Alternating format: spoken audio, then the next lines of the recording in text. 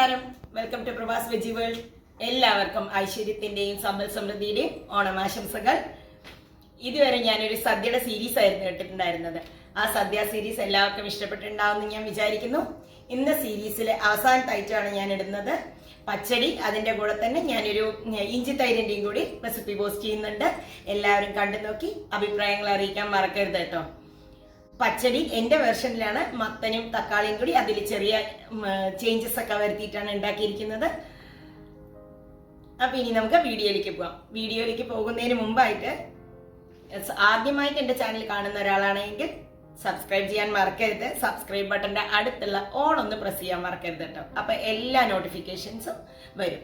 Subscribe ഇതുവരെ ചെയ്യാത്തവരാണെങ്കിൽ ആ സബ്സ്ക്രൈബ് ബട്ടൺ ഒന്ന് അമർത്താനും മറക്കണ്ട. ഇനി നമുക്ക് വീഡിയോയിലേക്ക് പോകാം. ഒരിക്കൽ കൂടി ഓണാശംസകൾ.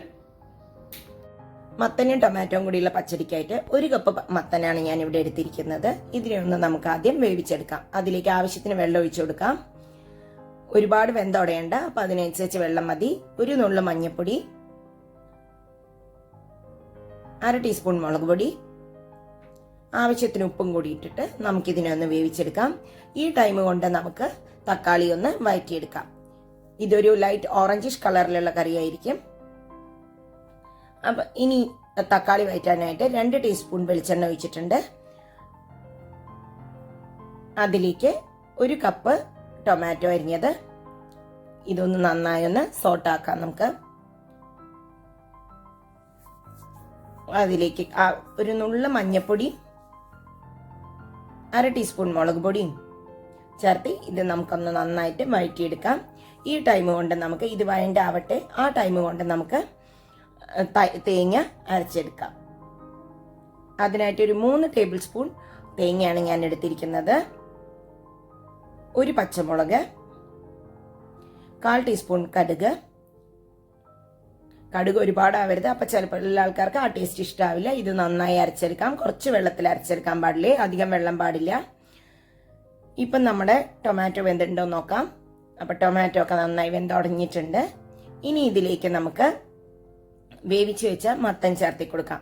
മത്തൻ കണ്ട് ഒരുപാട് വെന്തുടങ്ങിയിട്ടൊന്നുമില്ല. ഇതിങ്ങനെ ലൈറ്റായിട്ട് കടിക്കുന്ന ടേസ്റ്റിലാണ് ഉണ്ടാവേണ്ടത്. അപ്പൊ നമുക്ക് ലേശം മധുരവും ഉപ്പും പുളിയും ഒക്കെ കൂടി ചേർന്ന എരിവും ഒക്കെ കൂടി ചേർന്ന ഒരു മിക്സ് ചെയ്തിട്ടുള്ള ഒരു ടേസ്റ്റ് നമുക്ക് കിട്ടും. ഇതൊന്ന് നന്നായി ഒന്ന് മിക്സ് ചെയ്ത് കൊടുക്കാം. ഇതിലേക്ക് ആ അരച്ചു വെച്ച തേങ്ങയാണ് ഇട്ട് കൊടുക്കുന്നത്.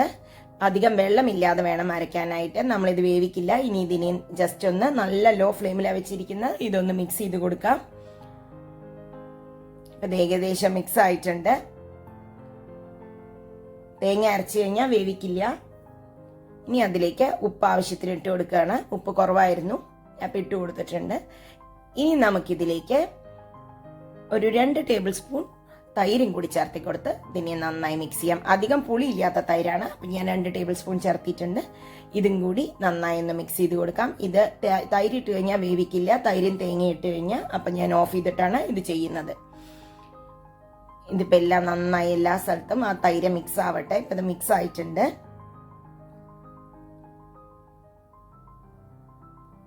ഇനി ഇതിലേക്ക് ലേശം കരുവേപ്പിൻ്റെലയും പിന്നെ കുറച്ച് ഒരു 2 ടീസ്പൂണോളം വെളിച്ചെണ്ണയും കൂടി ഒഴിച്ചു കൊടുക്കാം.